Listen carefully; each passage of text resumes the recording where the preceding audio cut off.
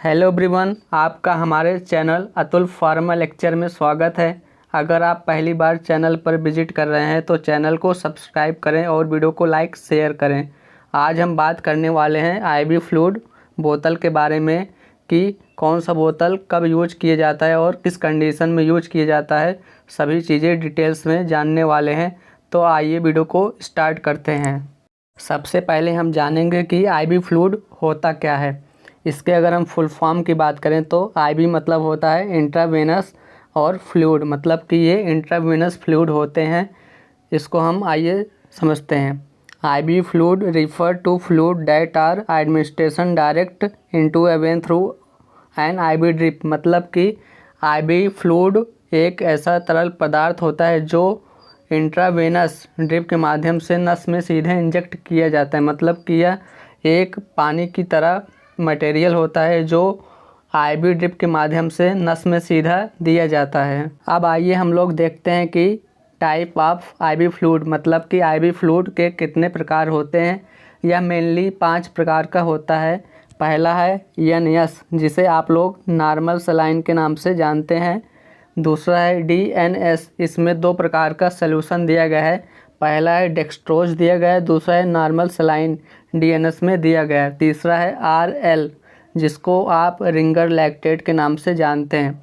और चौथा है जो डेक्सट्रोज सलूशन है। 3 प्रकार की सलूशन आती है डेक्सट्रोज में, D5, D10, D25 solution dextrose की आती है। पांचवा है मैनिटोल सलूशन। अब हम लोग आगे देखते हैं एनएस के बारे में।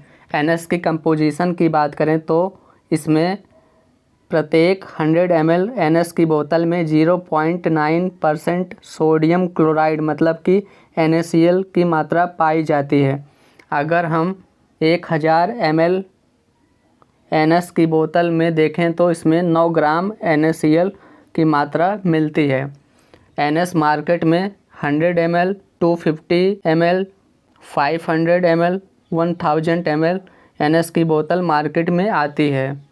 अब एनएस के उपयोग के बारे में देखें तो नॉर्मल सलाइन का उपयोग डिहाइड्रेशन मतलब किसी व्यक्ति के शरीर में अगर पानी की कमी हो रही है तब एनएस की बोतल उसको चढ़ाया जाता है।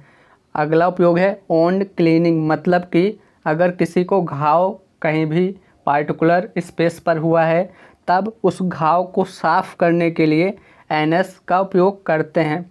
डाइल्यूशन ऑफ इंजेक्शन मतलब कि कोई इंजेक्शन है उसको डाइल्यूट करना है, उसको पतला करना है, तब उसको इंजेक्ट करना है, उसके लिए एनएस का उपयोग किया जाता है। अगला उपयोग है एनएस का हाइपोटेंशन मतलब कि अगर किसी व्यक्ति की बीपी कम हो गई हो तब उसे तुरंत एनएस बोतल चढ़ाया जाता है ताकि उसका बीपी ऊपर हो सके। अब हम देखते हैं कि डोज ऑफ एनएस मतलब कि नॉर्मल सलाइन का कितना डोज होता है। दोस्तों, नॉर्मल सलाइन का डोज सीधा पेशेंट के कंडीशन पर निर्भर करता है, उसकी कितनी उम्र है और उसकी बीमारी की क्या कंडीशन है। लेकिन अगर हम इसके मिनिमम और मैक्सिमम डोज की बात करें तो 1000 ml से लेकर 3000 ml तक 24 घंटे में एनएस बोतल चढ़ाया जा सकता है।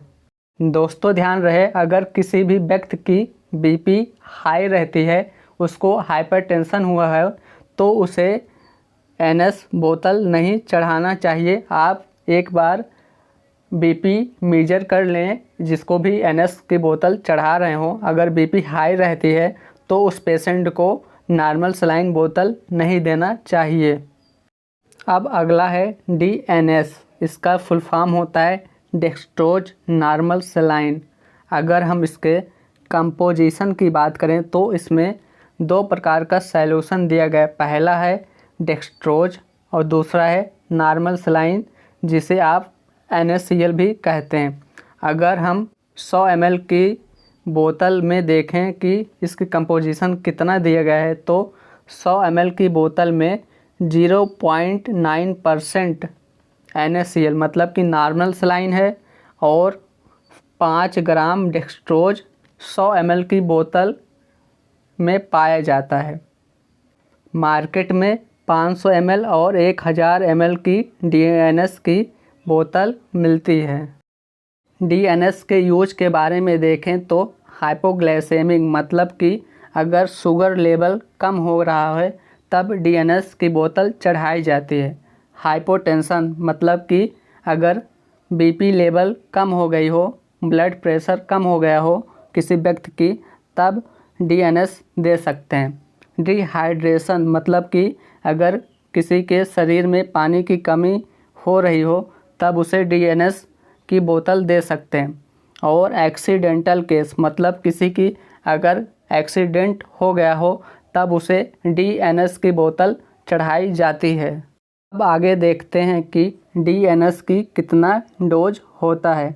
यह पेशेंट के कंडीशन पर निर्भर करता है कि DNS कितना चढ़ाना चाहिए, लेकिन जो इसका सामान्य डोज है वह 1000 ml से लेकर 3000 ml तक आप दिन में चढ़ा सकते हैं। मतलब कि 24 घंटे में 3000 ml तक DNS को चढ़ा सकते हैं।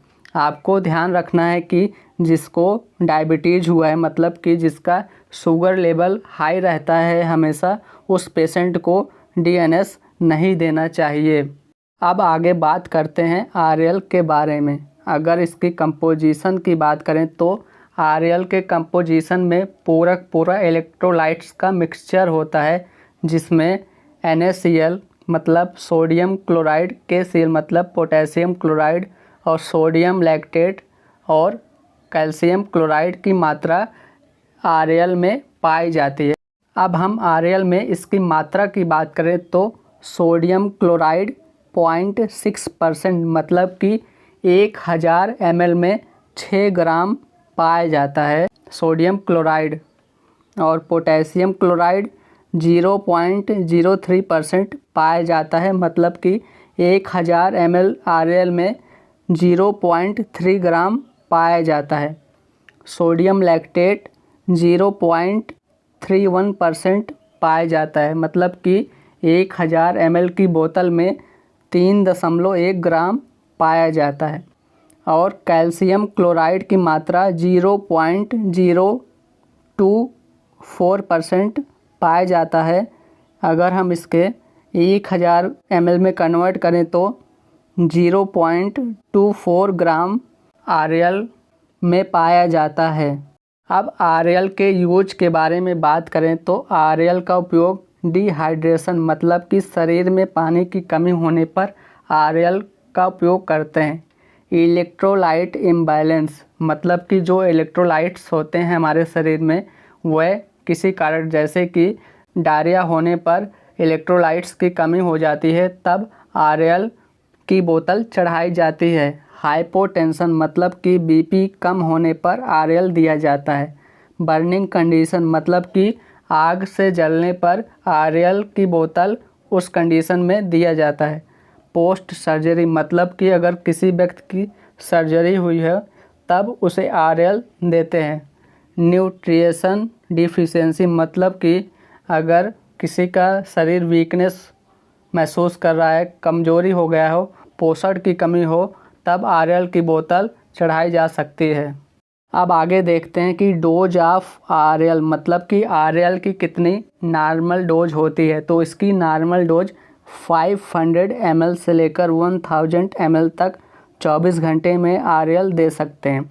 दोस्तों, आप डायबिटीज़ वाले पेशेंट को भी RL चढ़ा सकते हैं। अब अगला है डेक्सट्रोज। यह एक कार्बोहाइड्रेट का पार्ट होता है। डेक्सट्रोज मतलब आप समझ लीजिए शुगर, मतलब यह एक शक्कर होता है। यह 3 प्रकार की बोतल में आता है, मतलब कि D5, D10, D25।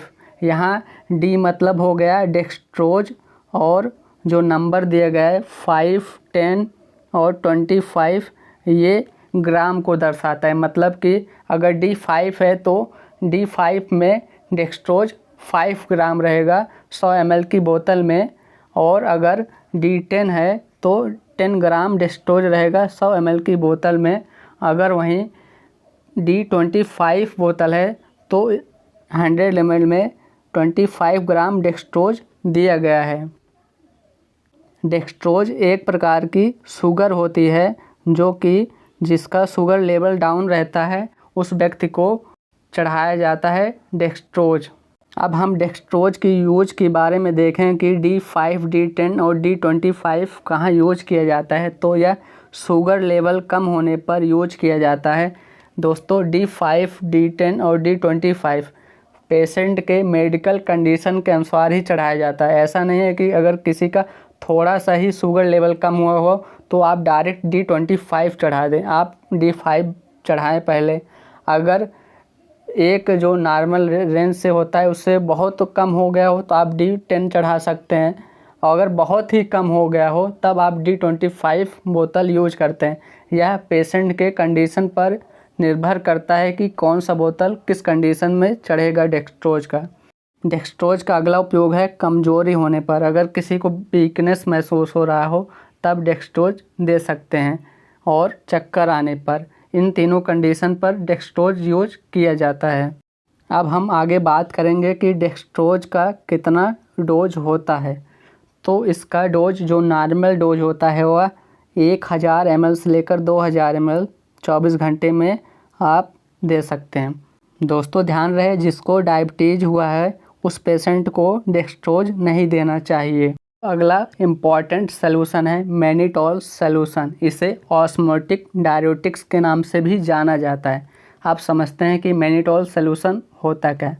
Mannitol solution और osmotic diuretic solution it increase the output of urine, मतलब कि यह ऑस्मोटिक डायरेटिक सलूशन होता है जो यूरिन की मात्रा को बढ़ाता है।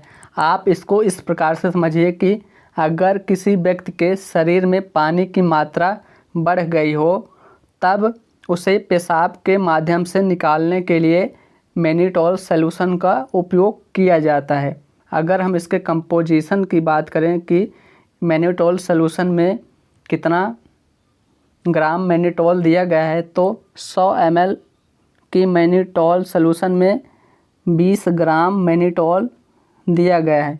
इसके यूज की बात करें तो एक बीमारी होती है ओडिमा, मतलब जब आपके शरीर में पानी की मात्रा अधिक हो जाती है तो उसे बाहर निकालने के लिए यूरिन के माध्यम से मैनिटोल सलूशन चढ़ाया जाता है।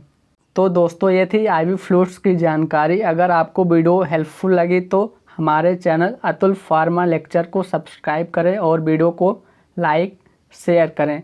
वीडियो देखने के लिए आपका बहुत बहुत धन्यवाद।